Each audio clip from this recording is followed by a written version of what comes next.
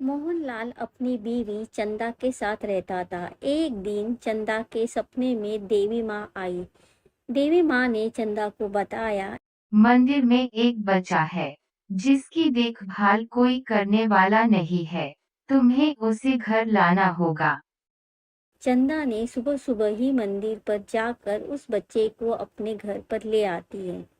बच्चे को देख मोहनलाल कहता है, किसका बच्चा लेकर आई? चंदा सारी बात मोहनलाल को बताती है।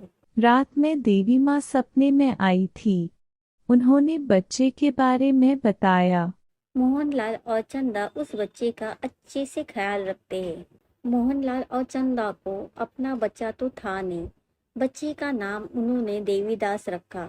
देखते देखते बच्चा बड़ा हो गया। देवीदास अब स्कूल जाने लगा था। एक दिन वह स्कूल जा रहा था, तब भी बीच में बारिश शुरू हो जाती है।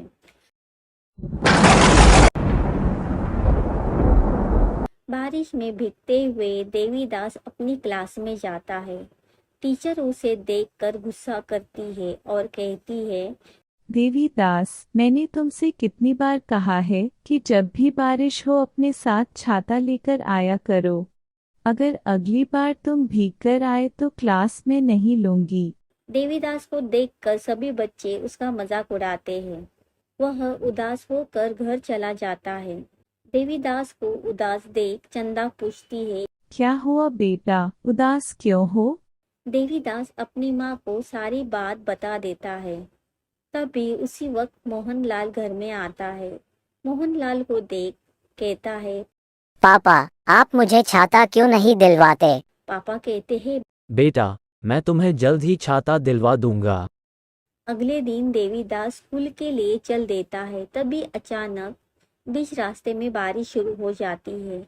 वह दौड़कर एक पेड़ के नीचे जाकर खड़ा हो जाता है। बारिश को देख देवीदास रोने लगता है। काफी देर तक वह रोता रहता है। तभी उसे पेड़ के पास एक छाता दिखता है। छाता लेकर देवीदास तुरंत स्कूल चला जाता है। जब स्कूल की छुट्टी होती है, तभी अचानक जोर से आंधी आती है और बारिश शुरू होने लगती है। जैसे ही सभी लोग अपना छाता निकालकर बाहर आते हैं, हवा की वजह से उनके छाते उड़ जाते हैं। तभी देवीदास कहता है, आओ दोस्त, मेरे छाते में आ जाओ। बाकी बच्चे भी छाते के अंदर आते हैं। वह छाता बड़ा हो जाता है। यह देखकर सभी बच्चे उस छाते के अंदर आ जाते हैं और फिर देखते ही देखते कुछ और लोग भी उसके छाते के नीचे आ जाते हैं और छाता और बड़ा हो जाता है। घर पहुंचने के बाद देवीदास के घर पर एक मुखिया जी आते हैं और जोर से आवाज लगाते हैं, देवीदास कहाँ हो? बाहर आओ। देवीदास और उसके पापा बाहर आकर कहते हैं, क्या हुआ मुखिया जी? मुखिया जी कहते हैं, देवीदास के पास एक जादुई छाता है जो बड़ा हो जाता है।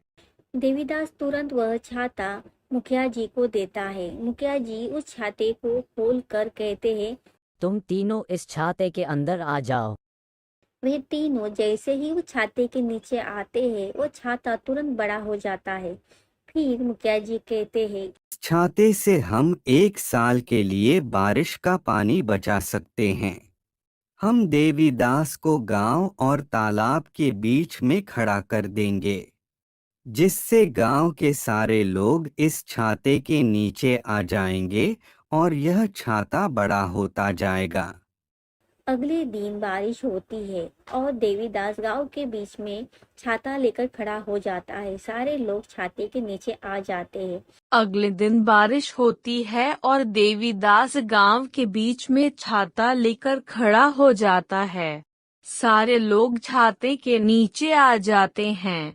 बारिश का पानी तालाब में जमा होने लगता है। ये रोज चलने लगा। जब बारिश होती, पानी को तालाब में जमा किया जाता। लेकिन एक दिन बारिश बहुत होने लगती है। देवीदास का छाता इतना बड़ा होता है, पूरे गांव को बारिश के पानी से बहने से बचाता है। पूरे गांव में देवीदास की वाह वाह होने लगती है।